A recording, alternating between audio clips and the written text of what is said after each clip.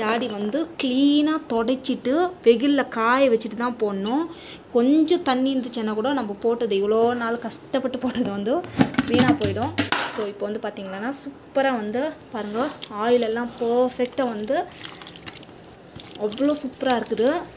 So முக்கலேருந்தே முத்தை தைக்குதுன்ற மாதிரி இருக்குது. இது வந்து பார்த்திங்களாக்கா அப்படின்னாக்கா சூப்பரான நம்மளுக்கு வந்து பார்த்திங்கன்னா மேங்கோ பிக்கல் வந்து ரெடி.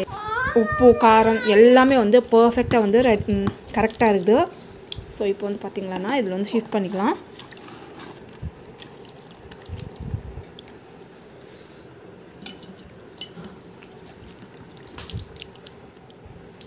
ஆந்திராலெலாம் வந்து பார்த்திங்களான்னா இந்த மாதிரி ஊறுகாய் ஜாடியில் வச்சுட்டு போயிருக்கு மஞ்சா குங்குமம் வச்சுட்டு வந்து பார்த்திங்களானாக்கா பூஜை பண்ணுவாங்க. அது வந்து பார்த்திங்கன்னா அவங்களோட ட்ரெடிஷனு. பிகாஸ் நானும் வந்து பேசிக்காக வந்து சித்தூர் சைடு தான். ஸோ எனக்கு வந்து பார்த்திங்கன்னா என் ஃப்ரெண்ட்ஸ் எல்லாம் வந்து சொல்லுவாங்க, அப்போல்லாம் அவ்வளோ நம்ப மாட்டேன், பட் அதுதான் ட்ரூ. சூப்பரான டேஸ்ட்டாக இருக்குது.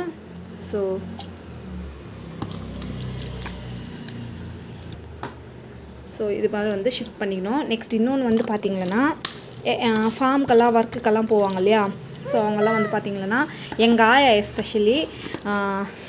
ஸோ அவங்க வந்து பார்த்திங்கன்னா நிறைய போட்டு வைப்பாங்க. இதே எல்லாம் நார்தங்காய் ஊறுகாய், மாங்காய் ஊறுகாய், தக்காளி ஊறுகாய் அதெல்லாம் வந்து விதவிதமாக போடுவாங்க. ஸோ இது வந்து பார்த்திங்கன்னா எங்கள் அம்மா எனக்கு சொல்லி கொடுத்துருந்தோம்.